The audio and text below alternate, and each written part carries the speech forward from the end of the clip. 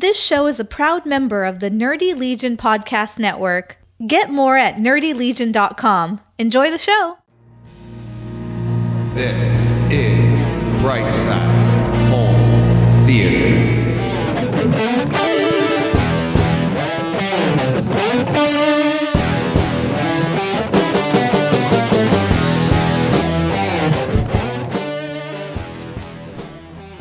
Hey, home theater nerds, welcome to the Brightside Home Theater Podcast, the podcast that's all about the sights, the sounds, the scenes.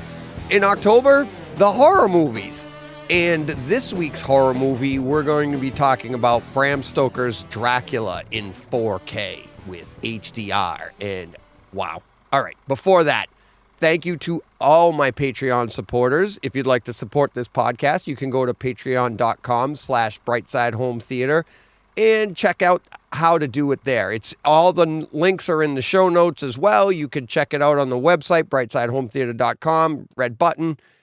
And if you don't know what Patreon is, it's basically a service that helps us get donations. And check out the links. Like I said, if you'd like to support the podcast, greatly appreciated. More on that on Tuesdays. And thank you to everybody following me on Twitter and everywhere else having a great time talking home theater. Thank you very much. All right, let's get to Bram Stokers Dracula in 4K. And I'm doing it this week because of Matthew R. Matthew R. sent me an email last October, as a matter of fact, but it was later in the month. I think it was like the 15th, right in the middle of the month. And I had already done out my podcast for that month where I do horror movies. And he recommended I check this movie out. And I said, I will do it next year. And that's why I'm doing it this year. So Matthew R., hopefully you're still listening to the podcast, and this one's for you. And I need to say thanks to Matthew because I don't know if this was on my radar. Let me give you a history of this movie. I saw it in the theater with my wife back in 1992. I've owned it on Laserdisc. I've owned it on DVD. I've owned it on Blu-ray. I've owned it, and now I own it on 4K, in 4K. But when I bought this disc and watched it, I bought it for the Atmos, and I didn't have the projector that I have now, a 4K projector with HDR capabilities, the capabilities of a projector anyways. And I didn't get the full experience. Now, the Atmos is really, really good, but it will do sound first, okay? So the sound, Atmos sound, I'm actually giving it 3 boxes of popcorn, but for a different reason. So a movie like a Lucy or a Transformers that has crazy sound, and I would probably give both of those 3 boxes of popcorn if I haven't already rated them. I'm not really sure for sound. But it's really loud and it's really extreme. This movie is way, way more sophisticated, both in sound and picture. The sound in this movie, in the scenes that we're going to talk about, it's more about how sophisticated the sound is and how great they utilize the sound to really envelop you and get you into this movie, which it's a story. It's a love story. And by the end of the movie, you're just drawn into the screen and you're drawn into the sounds going on around your room in a way that's completely different than any other movie of like where I would give 3 boxes of popcorn. This movie, like at first glance, this is definitely a movie you can watch on a regular TV with just a simple soundbar or even the TV speakers because it's that good of a movie. The dialogue is crisp. The dialogue is nice and clear. So watching it on a TV, you're going to get the love story. You're going to get the story. But what you're going to be missing are all those little subtleties. Now, that doesn't take away from the movie. It just enhances it so much more. And that's why I'm giving it the 3 boxes of popcorn for sound, is because it just enhances the enjoyment of this movie. And like I said, we'll get into those scenes and the sophistication, if you will, of the sound. So, but the picture, I feel, is just as, quote, sophisticated. I'm giving that also 3 boxes of popcorn because same way, there's so much crisp detail in this movie, but yet there's a nice grain to it that will tell you, time periods. It will tell you, there's one scene in particular in the movie that we'll go over that has really, it's supposed to look like it was filmed in the 1800s. So you get that nice contrast there. But there's a grain to some of the scenes, but then there's some other scenes that are just dead on crisp and beautifully shot. And the contrast and the HDR, and like I said, even with the projector, this looked so good. There was such nice use of atmospheric hue, like I've talked about in the past with Predator, when you're in the jungle and you see the humidity in the air. Well, this is foggy old London, and you have that nice deep fog, and it sets up the stage for like this nice 3D effect, because the characters or items that are further away are in more dense fog, but the characters closer to the camera are nice. The blacks are crisp. They're dark, but as you get further away, they get washed out a little bit by the fog. Really, really nice sense of detail. There's another scene in particular where they're walking on some stairs, and I'll get into it, and it's almost like a 3D effect. Really nice. Like you could see a night's twilight sky underneath the stairs. That's just really, really incredible. And for me, this is a movie that, as a home theater fan, you really should own this movie, because the subtleties and the sophistication in both picture and sound throughout this movie, it really shows off a well-calibrated image. So if your TV has been and you want to know if that's what's nice about having a nicely calibrated system, is that you can tell, like, this is what they were going for. And there is no doubt in your mind as you're watching these scenes, if your system is nicely calibrated, that, oh, wow, that tone that you're seeing on the screen, that is what they were going for here. And that's the way it came off to me, because there are different scenes where different tones are changing. Like you're going from one, let's just we're not into spoilers yet, but Transylvania to London and stuff. There's different tones in this, and it's just really, really nice. I have a bunch of scenes to get to. We'll get that popcorn popping now, because we'll get to the first scene as we always do. But I have a bunch to get to. But just this movie from beginning to end, I know I missed some scenes. So it's just a pleasure to sit and listen to everything that's going on around the room, and checking out this movie from into all the images that you can check out. It's fantastic. Fantastic. So you must own it and watch it at least every Halloween, because that's what I'm going to do. I'm putting it on the schedule for next year. So let's get into that first scene, as we always do. What do we start with? We start with the opening. And this opening is exactly what I was just talking about, the sophistication. You just have a nice opening scene on a regular TV, just seems like a standard opening scene. But in your room, you're going to feel the sound move back and forth. You have the piano on the left side of the screen, and you have the rest of the orchestra on the right side of the screen. And it goes back and forth. It's so nice. And then as the scene plays out for a few minutes, you have the opening dialogue of Van Helsing, which is Anthony Hopkins. And it just sounds so good. He is locked dead center on the screen. But then you have, the sound going back and forth, and it's just a subtle effect of the orchestra music. You have the piano, on the left side of the room, but then you have it coming up on the rest of the orchestra coming up on the right side of the room. And again, it's just subtle. It's not like overwhelming you. As they get into the battle, the opening battle scene, the room does ramp up from there. But the very opening scene, it's just a nice little back and forth on the front stage. And it's just so, so cool. All right, let's move on to 3 minutes even. I call this Into the River. And this is where Elizabetha throws herself into the river because she thinks, her husband is dead. So it's... What I really liked about this scene is the bass. And this is where it gets a little bit less sophisticated and the fun stuff that we like, because as she's falling down, getting closer to the river, the sound in your room really comes up and you hear the roar of that river. And then the scene jumps right to a quiet scene and they open the doors for Count Dracula to come in, and you get the boom of the big doors. No pans here, really, just because the sound is so, like, loud. You just get the nice, big, heavy doors open up. Really, really cool contrast to how everything building up to this, or the difference between everything building up to this, that is. Really, really cool. Nice bass here. Really bringing you into the movie. Really, really enjoyed that. Moving on to 4 minutes and 53 seconds. This one's clearly just flat out called Blood Flowing because that's what this scene is about. So this is where he finds his wife and he pulls her out of the river and he puts her up basically on the altar, and in his frustration, he stabs the cross in the center of the cross and the blood starts flowing out. Okay.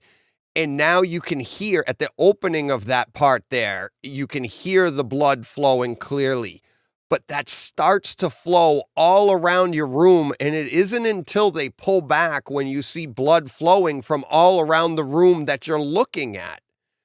But all the while, and this is where we get into the subtleties and the sophistication of this movie, and it's because of, like, you can hear that blood flowing. And in my room, I felt like it was flowing at the lower part of the room as well, like it was hitting the floor in my room.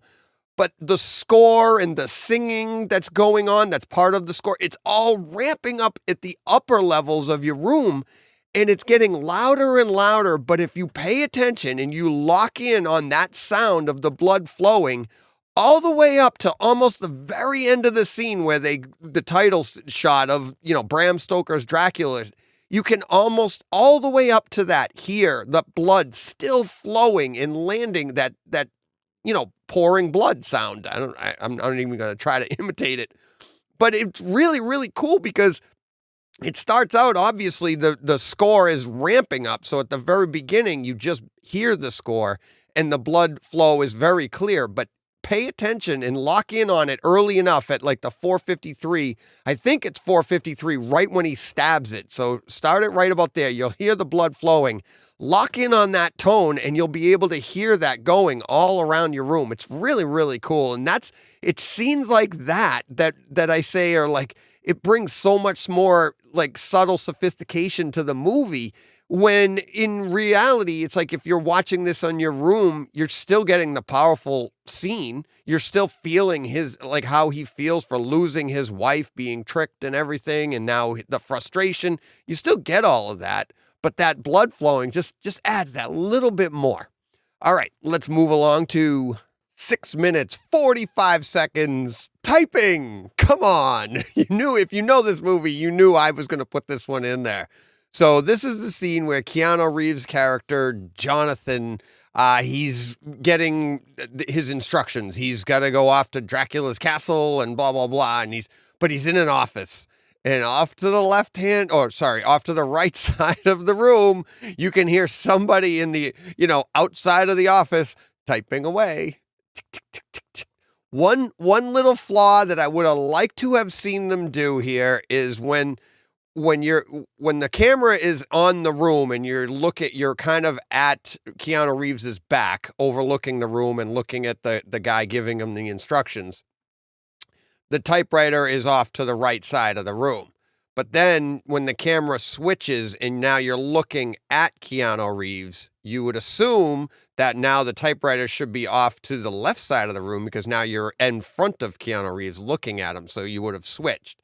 I would have liked to have seen them switch that, but I'm not that upset about it because I still loved it. I just love, how much I love little things like that. Just that little bit of typing going off on, just to give you a sense of, well, one, they invented the typewriter, I guess, but to give you a sense of ambience. And you can also hear little birds chirping and stuff because the windows are open. But that little typewriter going off to the right side of the room, pretty cool. I always love that stuff. All right, let's move along to 9 minutes, 48 seconds, Night Sky. And this is a scene where Winona Ryder, she's typing away, and Mina is her name. she's typing away her letter to Jonathan, but then the scene transitions from her room, which is, warmly lit. And actually, as they were flipping on that scene back and forth, the scene with Keanu Reeves in his stagecoach or whatever, it was very red. Very red. It was flat out red, high contrast. And then it goes to her in her little office area or whatever, typing away. And it's a very warm scene, nice, subtle, almost like a warmer filter on the camera. And then you go right to the scene of his carriage moving across the night sky. But the subtleties, the blacks here, the grays, the twinkling stars in the sky, the blue that's down low, but at the horizon line, just beautiful. Just freeze this scene. The picture that I'm using on YouTube doesn't do it justice at all. You need to take this in on an HDR TV to be able to get everything, because so first off, you have the contrast, the silhouette of the trees and the stagecoach with the warm light inside the stagecoach set against the bluer sky and then the black sky that you could see the stars in. And the trees, there's actually a depth there in this scene that looks fantastic, because the trees are slightly just that little bit blacker than the black sky. And then the clouds in the black sky, the grays, it's just, check out this scene. And like I said, it's at 9 minutes, 48 seconds, just a beautifully shot scene, nicely rendered. And for a movie from 1992, I can't get over how good this looks and how much there is to take in. And again, like I said earlier, it's like, just watch this movie at least once a year for Halloween. It has everything in it for Halloween. You've got, your scary scenes in the cages, and it's like going on a, I don't know, what do you call those things where you go, a haunted ride or something. It's got this movie has it all, and it's a great movie as well. It's just that love story. But yeah, check out this scene again. Such a great picture. All right. Moving along to 12 minutes, 30 seconds. Welcome. 3 boxes of popcorn. And, oh, by the way, Night Sky also gets 3 boxes of popcorn because, I had to. It just looks so good. But Welcome at 12:30, and this is where Keanu Reeves, Jonathan, is walking up to Dracula's castle. And so the opening scene, as he's walking up to the castle, everybody remembers once he's inside the castle, being able to see Dracula's shadow on the black back wall actually move around behind him. But as the one that I didn't really notice before is the shadow on the left side of the screen as Keanu Reeves is walking up the stairs to the entrance, and you can see a shadow there moving on the wall on the left side. That looks great. The tones here, the color, the gray, the absolute gray walls, the blacks, the shadows, the grays, everything looks so good. And it really brings those shadows out as well. But the other part of this is it's the sound. And this sound here, and I actually thought back to this scene later on in the movie. They talk about the heightened awareness. I don't even know if I have that scene time-stamped later in the movie, but it's where Lucy is talking about, she's saying like, oh, I'm having issues, like I'm changing. I can hear mice and I can hear all these different things that she couldn't hear before. Well, it made me think back to this scene here, because you can hear the mice moving. You can hear the bats. You can hear every little distinct sound around your room, as well as some nice undertone of bass that's actually moving overhead. It's fantastic. As you get into the castle and Dracula says welcome, and he's holding up the lantern with those stones in it, apparently he got from, the Gauntlet in Marvel. But the picture there is beautiful. That's the image that I'm using as, my timestamp image on YouTube. But that is gorgeously shot. But the sounds moving overhead, again, this is why I said watch this movie every year, because you're going to hear different things. because I actually added a timestamp in from when I originally watched the movie, and that's at 13:38. So they moved to the dinner. This is also getting 3 boxes of popcorn. So they're moving right from the welcome, come on in, and they move to the dinner table. And you can hear these people. It's like you can hear people screaming, but it's very subtle and it's all overhead. It's all at the upper height of your room, but it's different parts of the room, but not any one. It's not located on any one speaker. It's moving back and forth. The way they moved the sound in this is very, very cool. Very, again, sophisticated. The power of these scenes would be fantastic just on a regular TV, watching it in your living room with the TV speakers. But then all of these nice subtleties of the mice moving, the bats moving, like I said, human voices, they're there. It's like people screaming just off to wherever in your room. Check it out. It's so much to take in there. It's fantastic. Absolutely fantastic. Check all that out. All right, let's move along to 1452, and I just called this one Score, and I'm giving it 2 boxes of popcorn.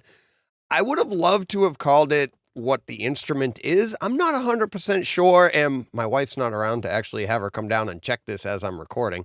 So I think it's violins. But this is, at this point here, we're still at the dinner table, and you have Keanu Reeves on the right side of the screen, and towards the center to the left is Gary Oldman as Dracula. And this is one of Gary Oldman's great scenes in this movie where the monologue that he goes on with here.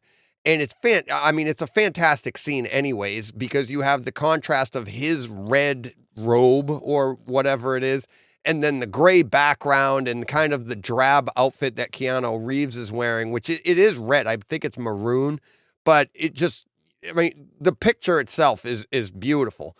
But the sound and the way they moved that score off to the right side of the room, and Gary Oldman, like I said, is left center, but his voice is locked in on him, and it sounds great, very clear. But that ominous score, and I think it's violins going dun dun off to that's a very poor impression, but off to the right side of the room, growing as the scene progresses. Really nice. I mean, it's not filling the room. It is clearly off, weighted to the right side of the room. And I just thought that was one of those little subtleties that really just sets the tension, because it makes you, while you're looking to the left side of the room, you're hearing the score, off to the right, subtly off to the right. And with a 110-inch screen where I actually turn my head slightly to look at them, giving you that cinematic feel, but now that score is almost slightly behind you, even though it's on the right side of the room.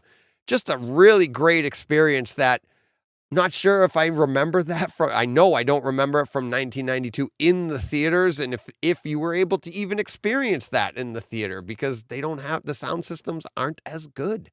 But this one here, very subtle, but I really, really enjoyed that. So 2 boxes of popcorn. All right, let's move along to 2725 bats, 3 boxes of popcorn, and a red triangle telling you this is overhead. This scene is fantastic. It's fantastically subtle too. And you would never get this. You'll just hear bats on a regular TV, because I watch this on a regular TV, and all you just hear is the flutter of bats. And so what it sounds like, anyways, let's set the scene. Okay, Keanu Reeves and Gary Oldman are, it's Jonathan and Dracula, and he's accidentally cut his throat, Jonathan that is, and Dracula sees the blood, blah, blah, blah. Well, Dracula wants the letters. And this is the scene, started at the 2725, because Keanu Reeves is going to turn and hand him the letters. It's 3 letters. He's turning and handing them to Gary Oldman. And as Gary Oldman fans the 3 letters out like he's going to read them, listen to the sound of the bats overhead. You'll hear the bats circle your room, go right around counterclockwise, starting at the front center, moving to the left, off to behind you, and then back to the front very quickly. almost like they went over your head, not all the way behind you, but you hear them circle the room counterclockwise. Then they come to a rest, and instead of hearing more bat noises like flapping wings, because you hear, when I say bats, you'll hear the flapping wings flapping around you to go behind you and then back to the front. And then up above, you hear what is mice noises, but it's not mice, it's the bats, because it's the bats making the little noises as they take rest overhead. All of this going on, your eyes are going to be locked on Gary Oldman fanning through these letters. But that little scene, very quick, it takes 10 seconds to go from, nothing to the blah, blah, blah, blah. They flap around you, and then you can hear them come to rest above you, and it sounds like mice, but it's those bats. And check that out in your room. The overheads, the atmosphere, absolutely fantastic scene. This is a scene that I will remember when somebody asks me, give me a scene that's really cool for overheads.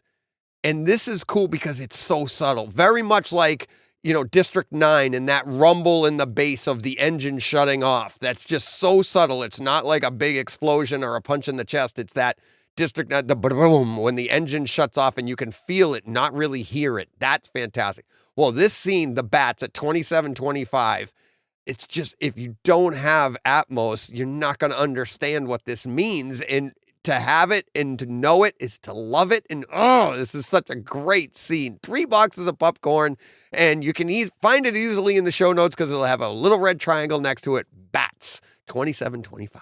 All right, enough on that. Let's move to 29 minutes and 41 seconds, 3 letters, and this gets 2 boxes of popcorn. And this scene here is about the image. And this is where Dracula, it's kind of a running monologue of Keanu Reeves talking about, I did as Dracula instructed. I wrote the 3 letters.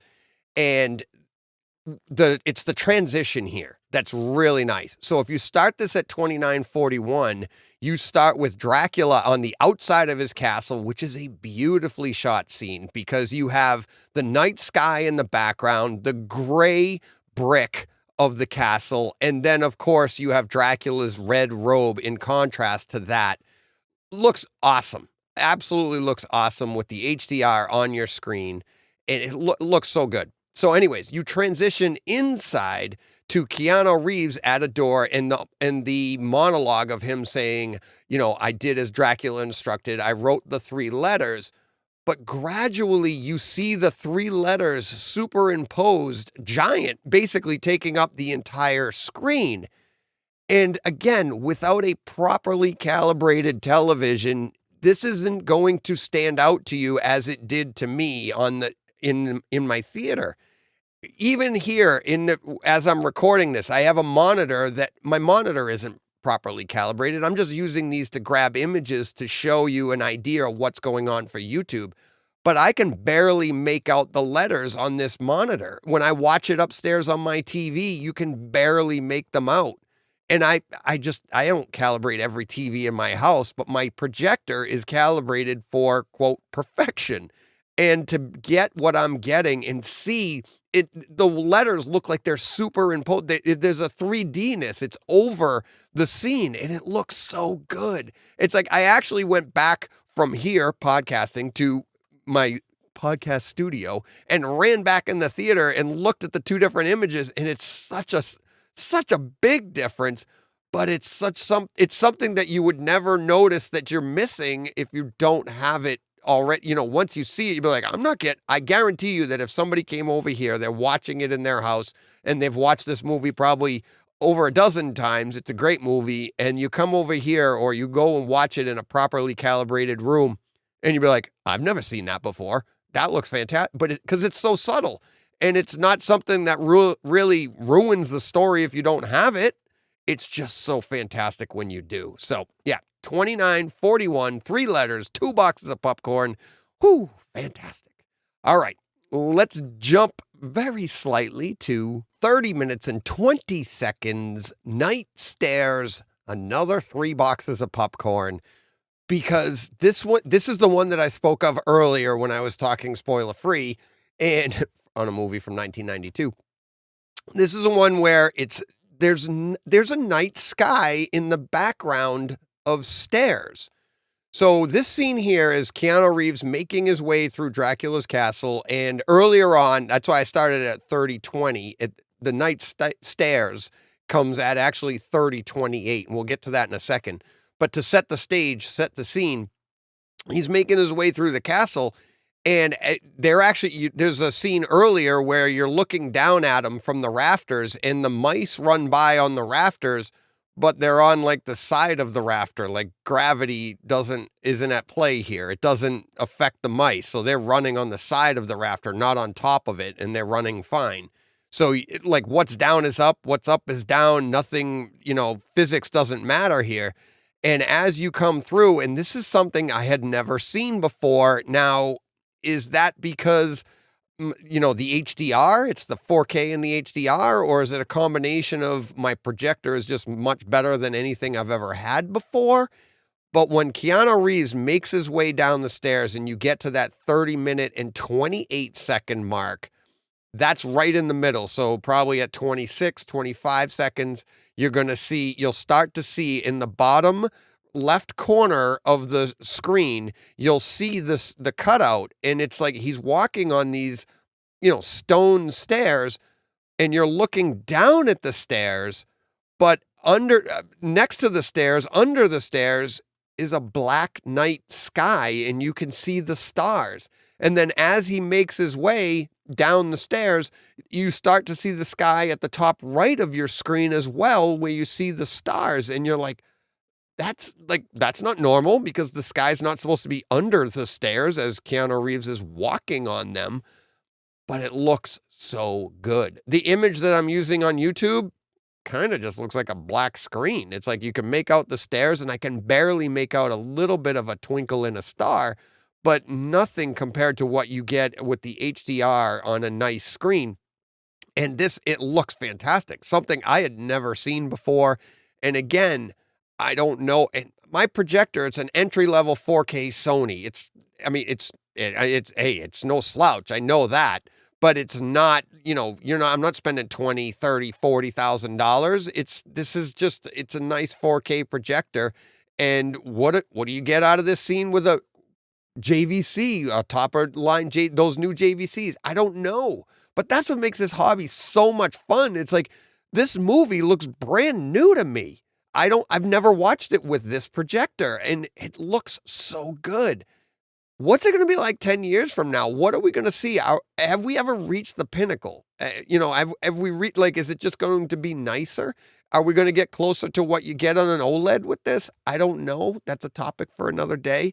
But this scene here started at 30:20 and enjoy the ride. And at 30:28, the 10-second ride, that is, 3 boxes of popcorn, night stairs, because the night's not supposed to be under the stairs.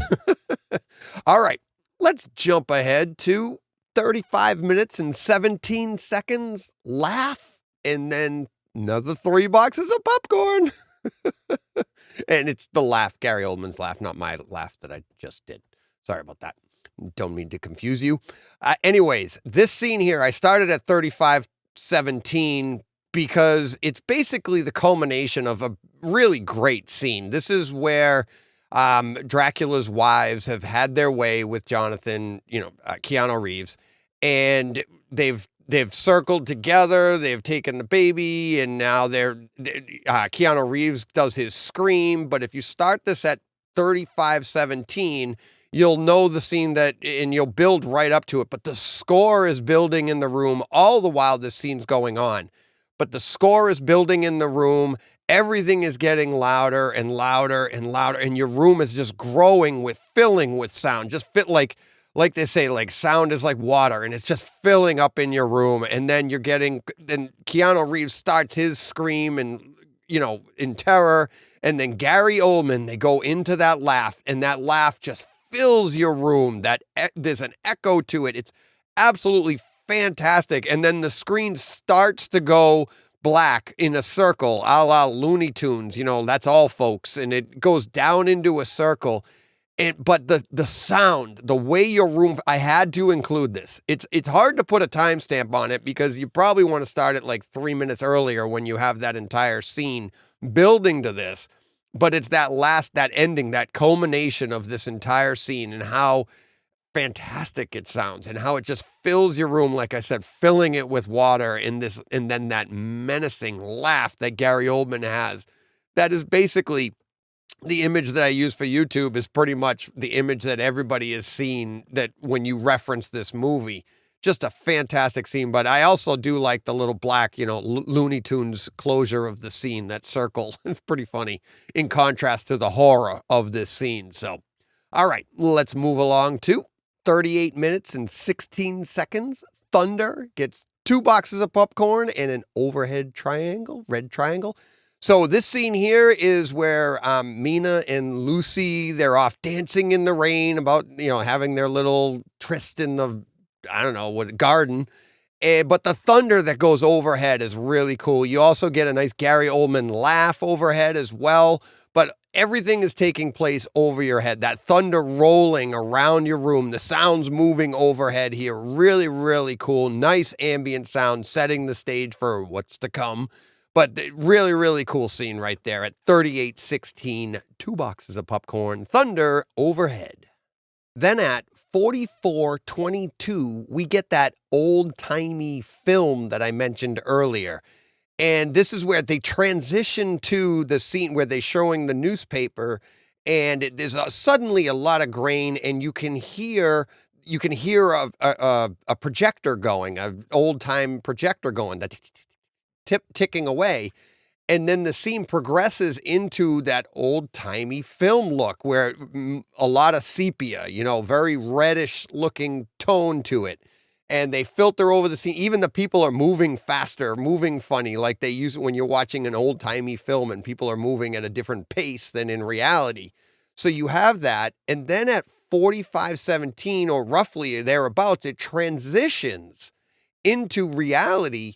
But because of the tone that they used in the old-timey film look, where you had that very reddish, very warm tone, very red filter on it, you transition into reality, and the reality still has that red filter on it.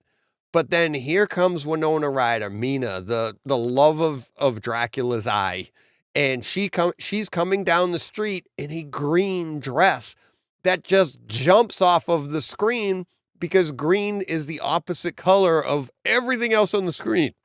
Red. And it looks, the skin tones on everybody, they look like everybody has too much blush on. It's all blown up. It's all redder.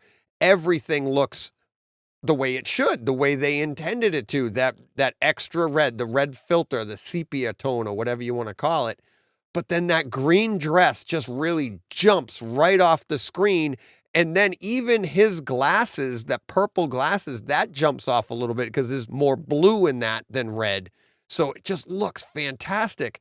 But as the scene plays out, that green just really obviously stood out to me.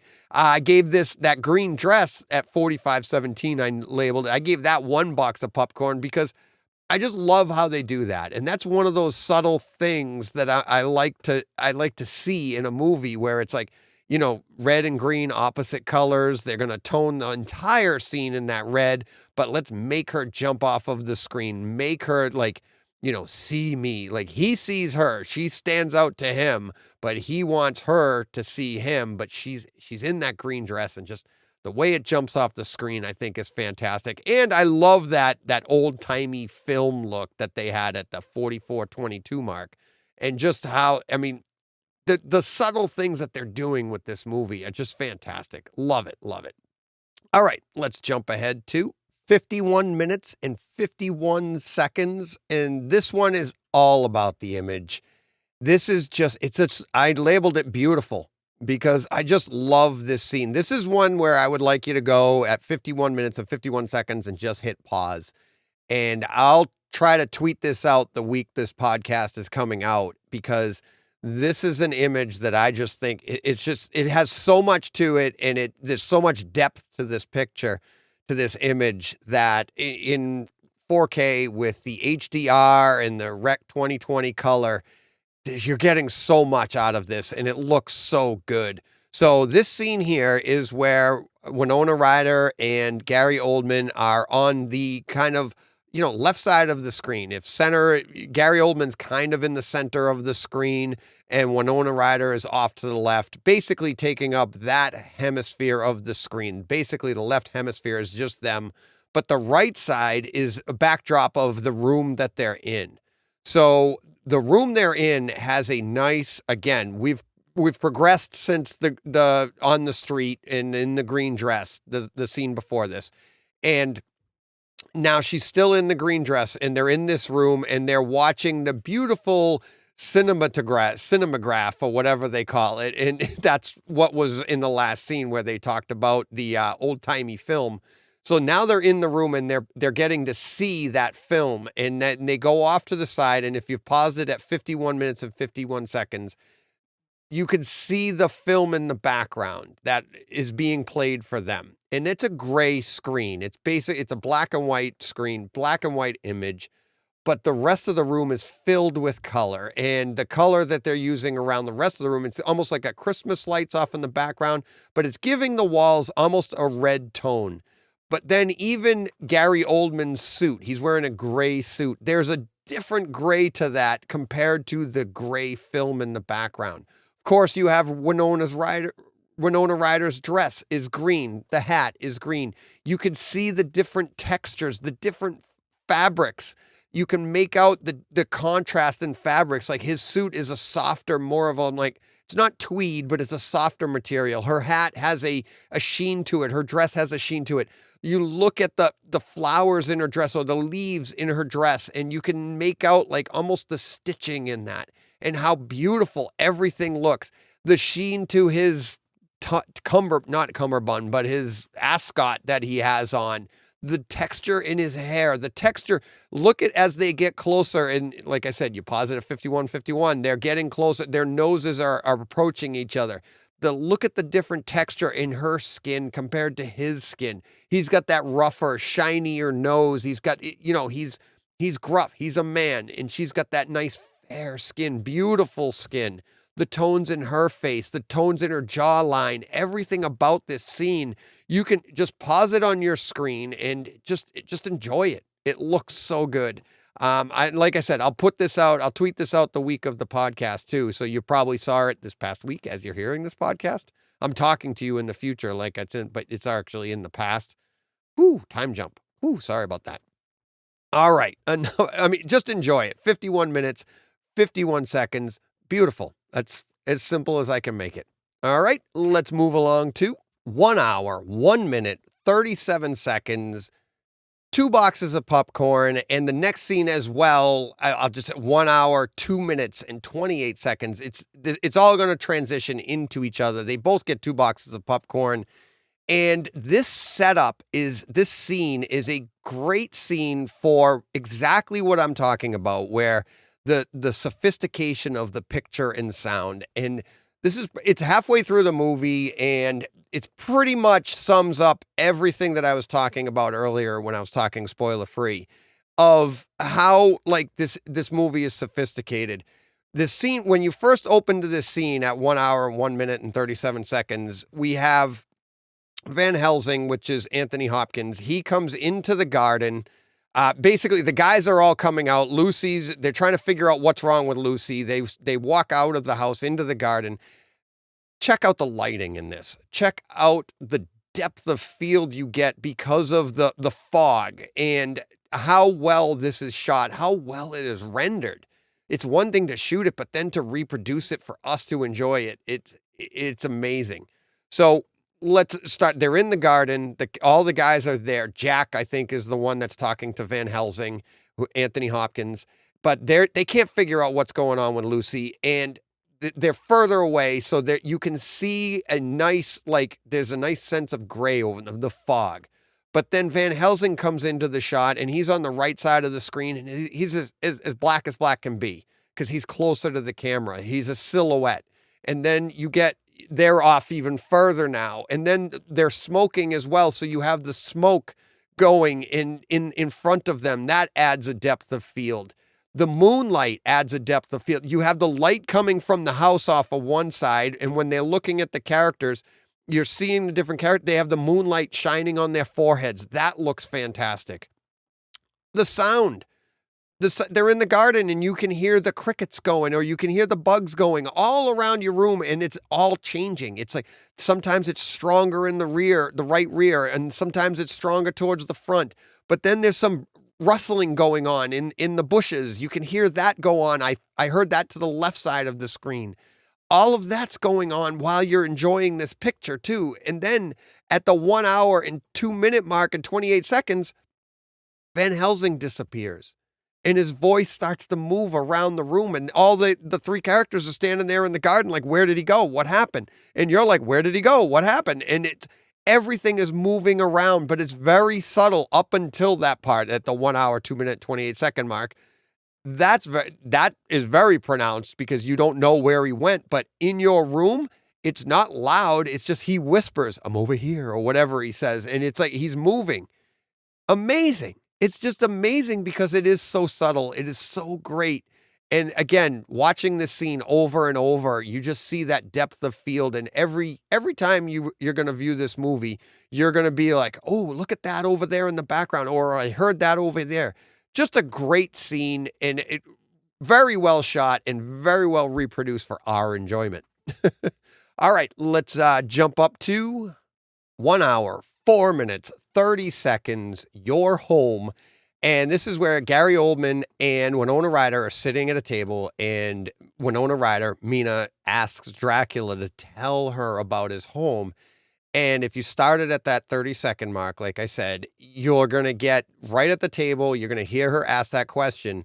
And then this is just all about the transitions on the screen and how great they look.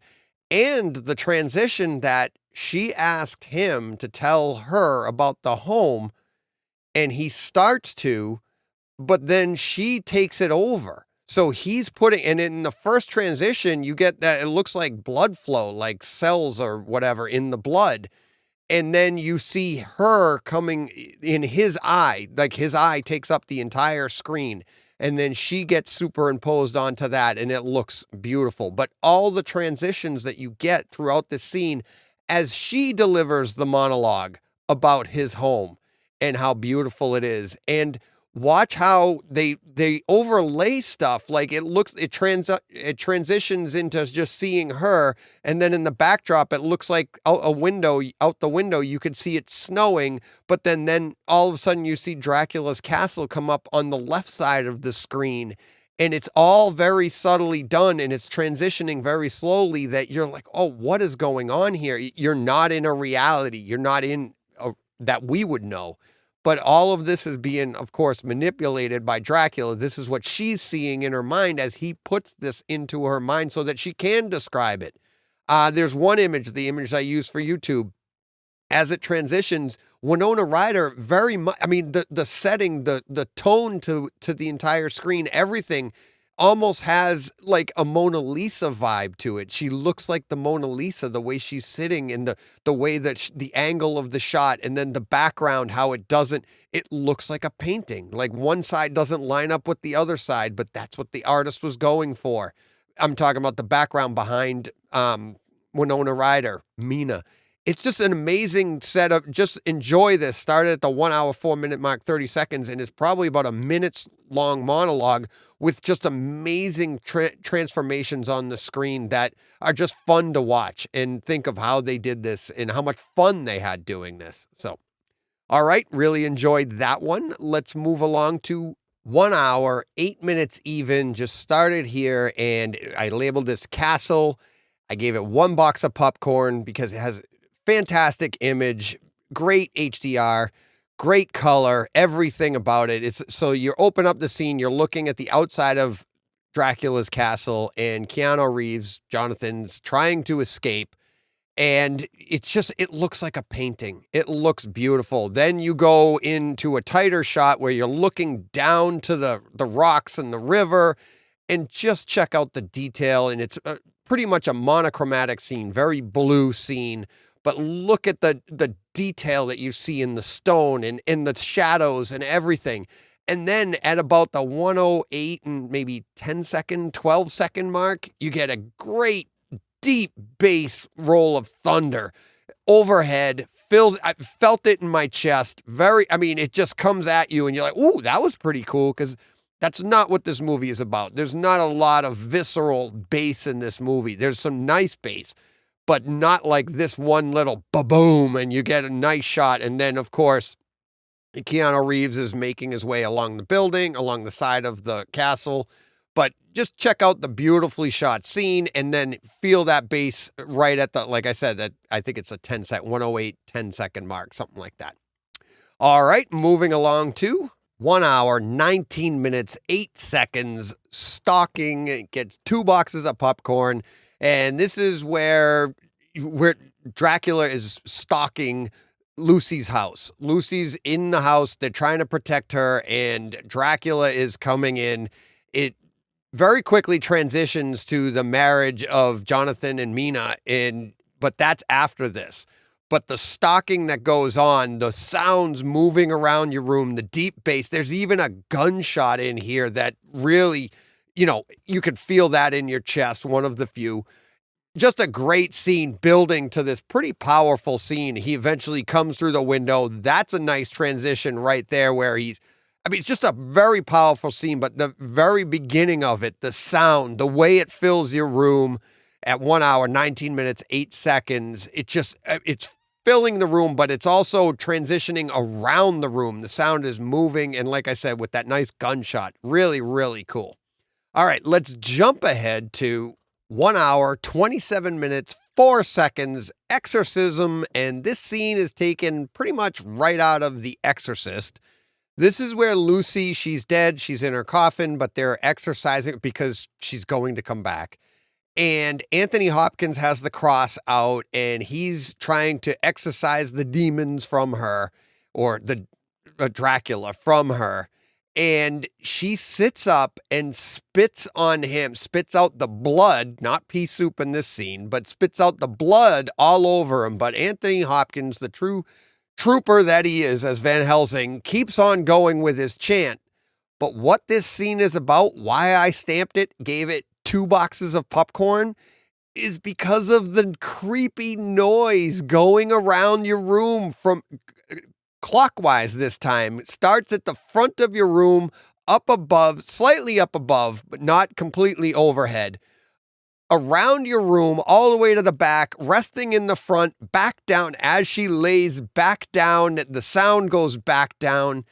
And this sound actually makes me wonder if it's the scene if they used the sound from The Exorcist when I think she walks on her back in The Exorcist, like a spider, where she does that little thing where around the room, if I remember right. I haven't seen that movie recently.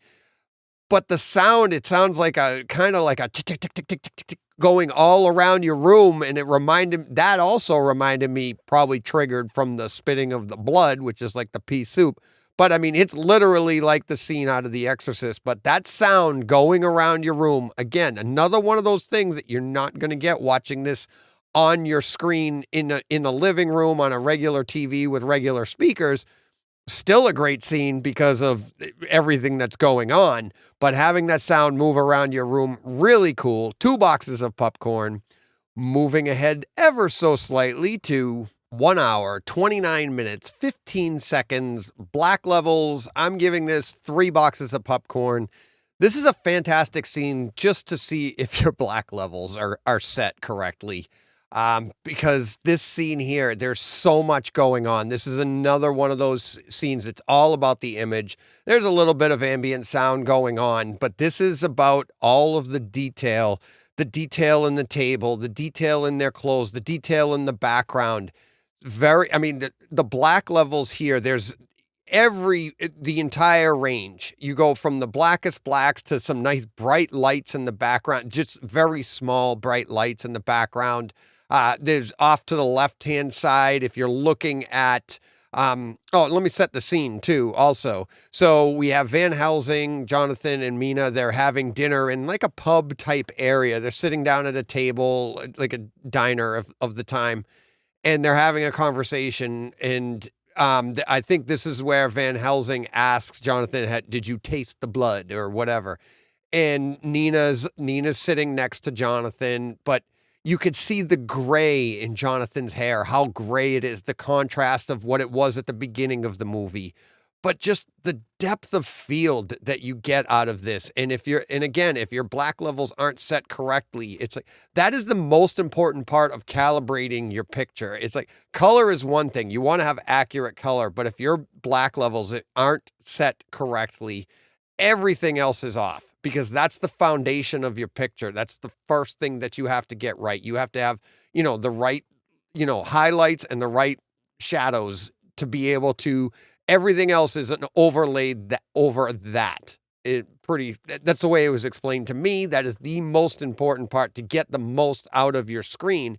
And this scene here is just a great one to put on and just watch and just see the level of detail that you get in a properly calibrated, properly set up picture. It's just awesome. Let me know, tweet at me, email me, check out this scene and see all of the detail that you can see in this scene. It just was really stunning to me to sit there and watch the scene over and over. And like I said, the textures in the clothes, the textures in their faces, but then also the shadows and what you're seeing on the table and the different shades all throughout this picture. It's fantastic. Fantastic. That's why I gave it 3 boxes of popcorn. All right, let's move on to 1 hour, 42 minutes, 4 seconds, The Beast, 2 boxes of popcorn. And this scene here is where Mina has drinking, licked off the blood off of Gary Oldman's chest. Everybody, they burst into the room. Van Helsing and his crew burst into the room. She's sitting there and you don't see him. And then he takes the form of the Beast. And that's the mark that I have here. 1 hour, 42 minutes and 4 seconds.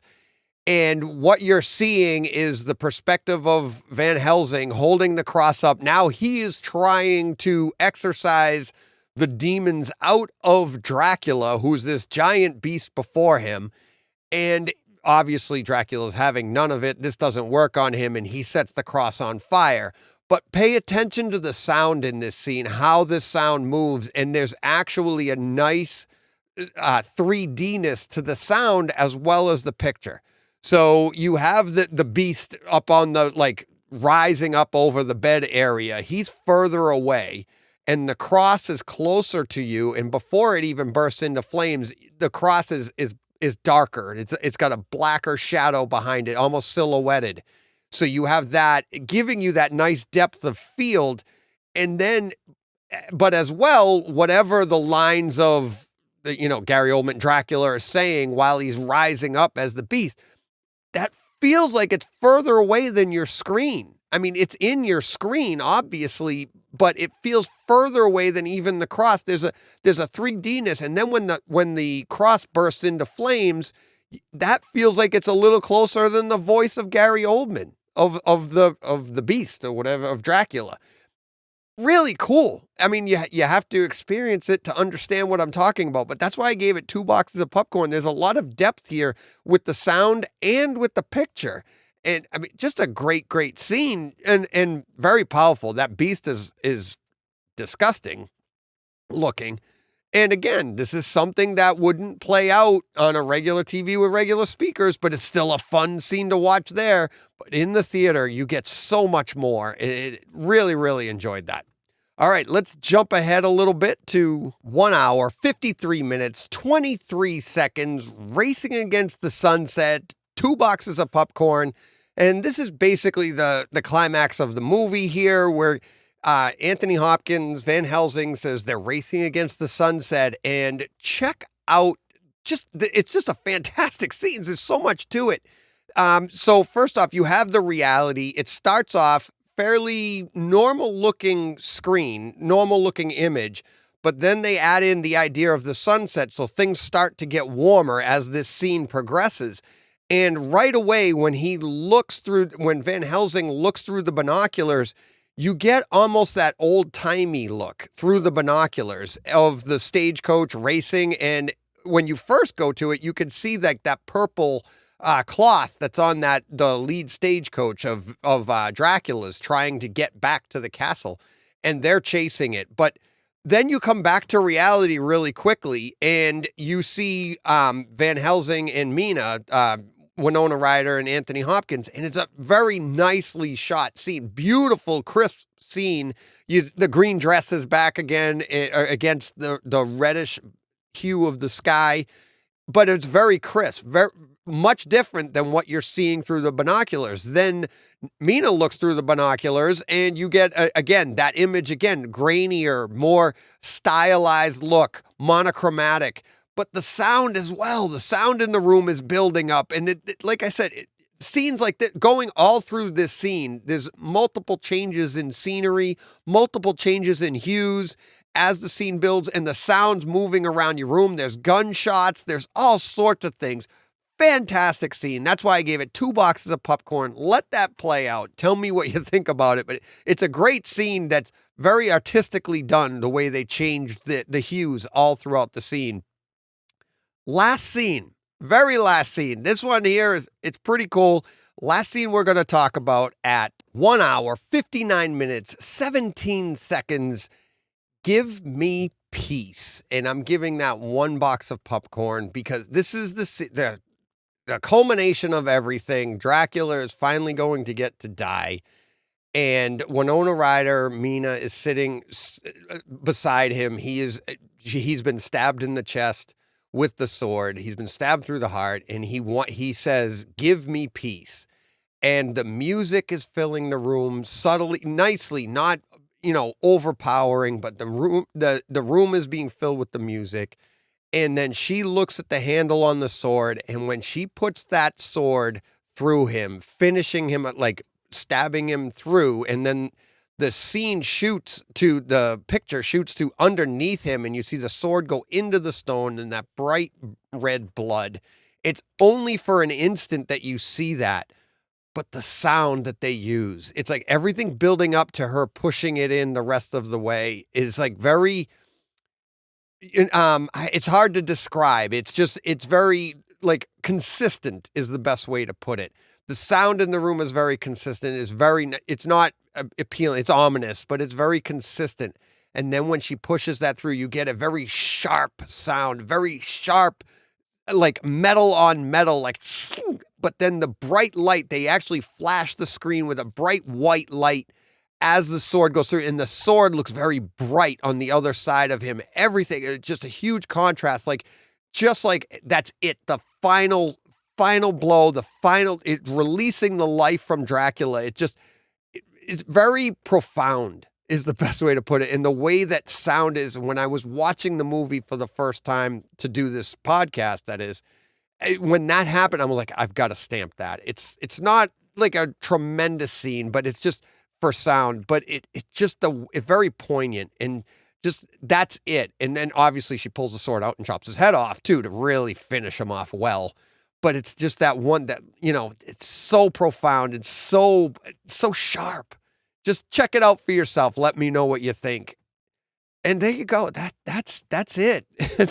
That was a lot. And what a fantastic movie. So much to it. I'm definitely going to be revisiting it again next year for Halloween. This is going down as a movie to watch every year, similar to what I do in December with my Christmas movies, and watching them every year. Like I watch First Blood and Lethal Weapon and Die Hard at Christmas time. And, you got to watch Halloween during October. There's certain movies you watch every year. I won't review it again next October. But I'll definitely be checking it out so I can sit and, and talk about it and just see if there's anything else that I notice. And speaking of that, let me know. Is there anything else that I know there's stuff I missed? There are some fantastic scenes that I could be here all day talking about.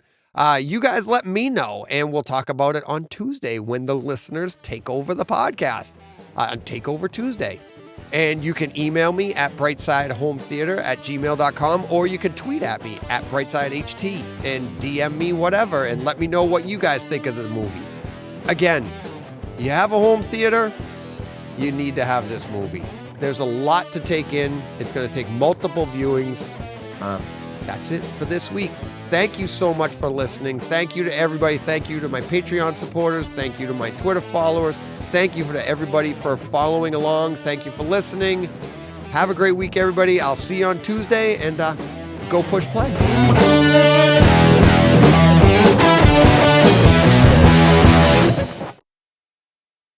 Hey, Fred.